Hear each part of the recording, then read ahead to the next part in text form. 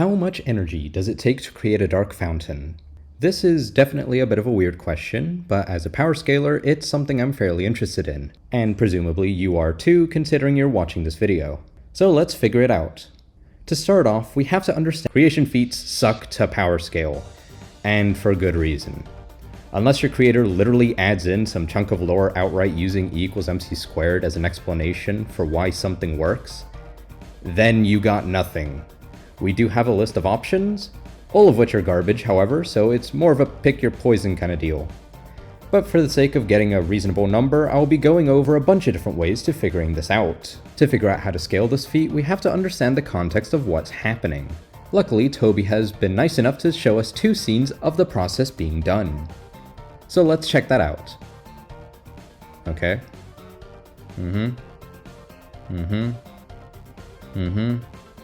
Yeah, that's it. Determination, stab, blast, smoke, fountain. Easy. With this scene, we learn how determination is channeled into a point, allowing for the creation of a fountain.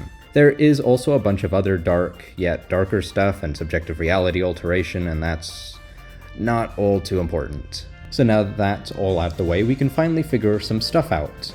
Mainly that monsters and humans are both capable of creating dark fountains with their determination present within themselves, even when humans have from 12,000 all the way up to 2.4 million times more determination, based on the difference between the total population of the underground in Undertale compared to a single human soul, and the boosts that Undyne was able to place onto themselves via determination. So we don't have to worry much on who actually scales to this feat. It just seems like something inherent in all sentient beings with determination.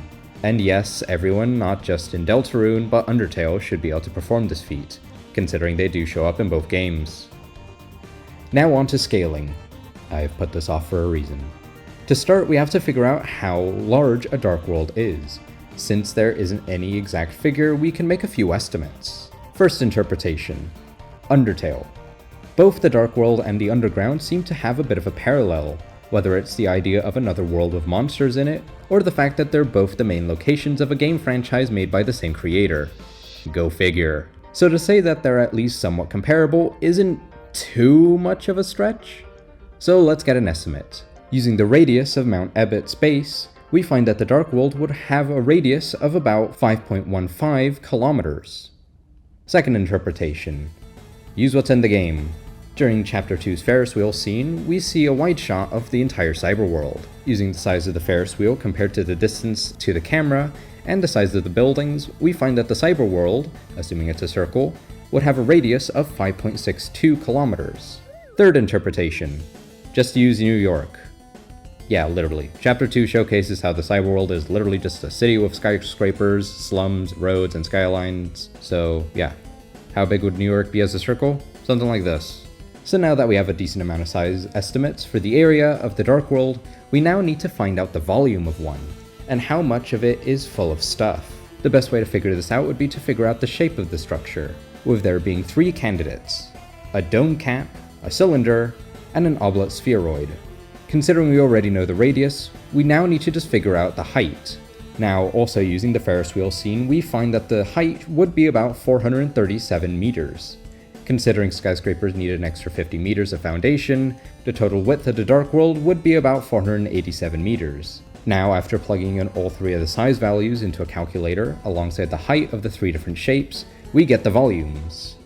Now that we have the volumes, we can do different calcs regarding what exactly is happening. Starting off, we can use these volumes to figure out how much atmosphere would have been moved out of the way, needing 0.1 joules per every centimeter cubed, getting us a lot of reasonable numbers, considering we are making a city. Alright, let's try another method. This is going to be much more impressive, but still somewhat reasonable.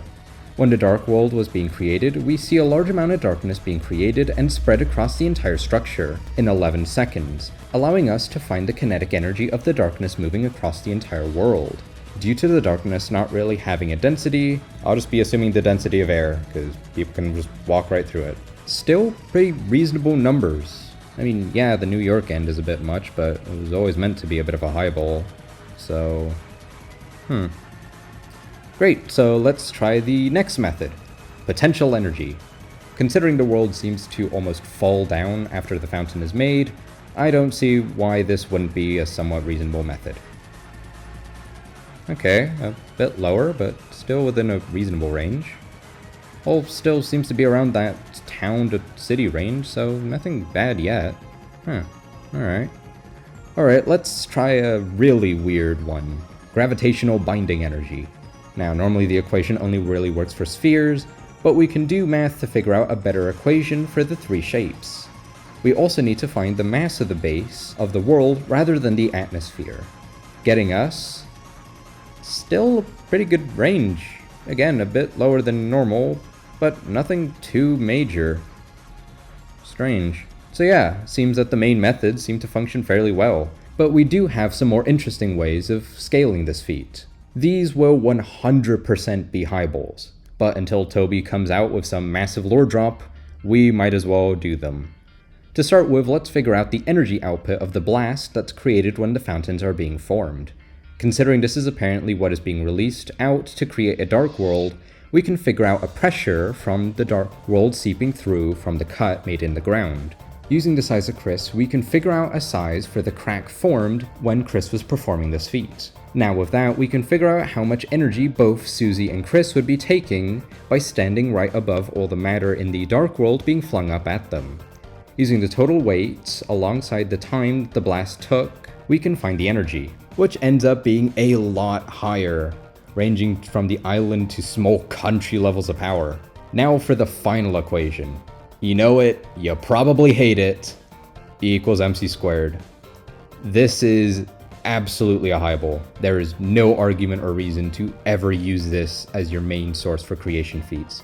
Okay, to be fair, this is Toby Fox we're talking about. It would be completely in character for him to give some sciencey explanation and to use something like this. So I would not hold it against you if you use this as some like massive highball or something. So let's use the formula. You know, it isn't that high? I mean, considering you have characters strong enough to destroy the universe like trillions of times over, it isn't too bad? Yeah.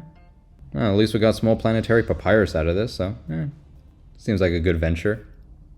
Oh yeah, and if you like this kind of video, give me some more suggestions for calculations you might want me to do a full video on, because they're actually pretty fun.